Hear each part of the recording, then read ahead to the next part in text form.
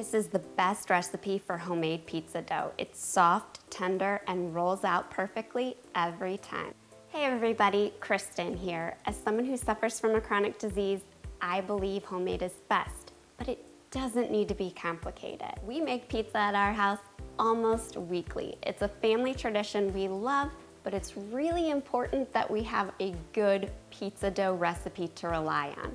And after many failed attempts, I've perfected pizza dough, and I'm gonna share with you my perfect recipe so that you too can have delicious homemade pizza at home easily.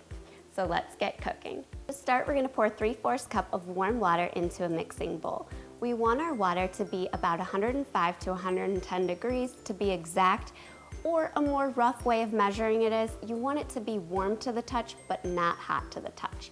Our water needs to be warm so that it'll activate our yeast, but if it's too hot, it'll kill the yeast. Sprinkle 2 teaspoons of dry active yeast, not quick rise yeast, over the water, and then also add in a 1/2 tablespoon of honey. You could use granulated sugar as well if that's what you have on hand, but we want a little bit of sugar to activate that yeast as well. Give that mixture a stir. Then we're just gonna let our yeast water mixture sit for about 5 to 10 minutes until it gets nice and foamy. If your water didn't foam, chances are your yeast is bad or your water was too hot and you're gonna need to start over. Once our yeast mixture is nice and bubbly, I'm adding in a 1/2 tablespoon of olive oil. Olive oil really is best when you're making pizza dough for the best flavor. Add in a 1/2 teaspoon of kosher salt and 1 3/4 cup of flour. I'm using whole white wheat flour today. I love it because it bakes up nice and tender, but yet it still is 100% whole grain. If you don't have it on hand, use all-purpose flour. Use a wooden spoon to mix the flour into the water and yeast mixture until a dough forms.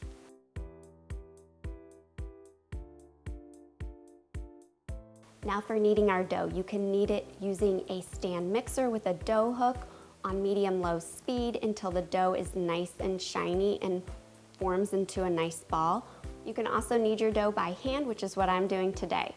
Just turn your dough out onto a lightly floured surface and then fold the dough over itself several times.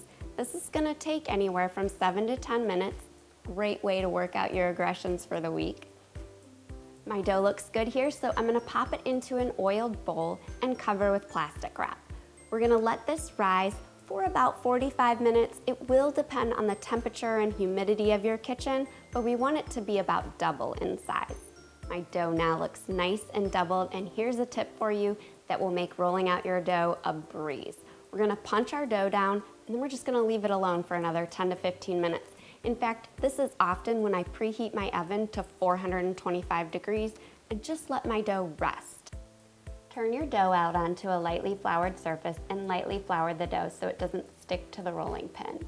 Roll your dough out to a 1/4 of an inch thick or an 1/8 of an inch thick, depending on the thickness you like for your pizza, and then transfer to a pizza pan to fit.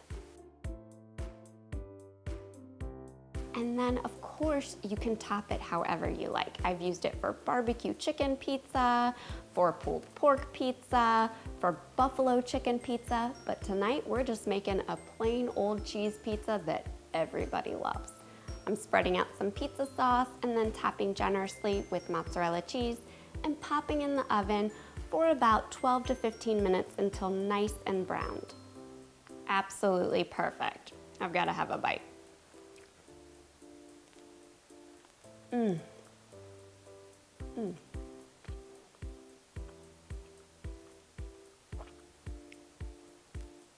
Of course, the pizza is always about the toppings. Toppings are key, but no matter what you put on top of your pizza, if your pizza dough isn't good, your pizza's not gonna be good. This dough is spectacular. It's a recipe that is a kitchen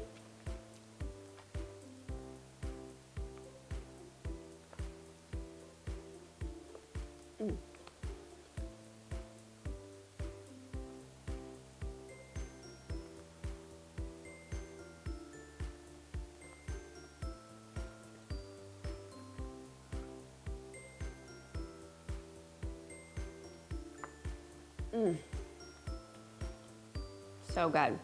You can't go wrong with cheese pizza. Actually, you can, if your pizza dough isn't good. But this pizza dough is spectacular. I know a pizza is all about the toppings, but you can't have a good pizza if you don't start with a good base, and this recipe is a keeper. For another staple recipe that I've mastered, check out my recipe for Instant Pot hard-boiled eggs. It's a game changer in making perfect hard-boiled eggs every single time. Until then, happy cooking.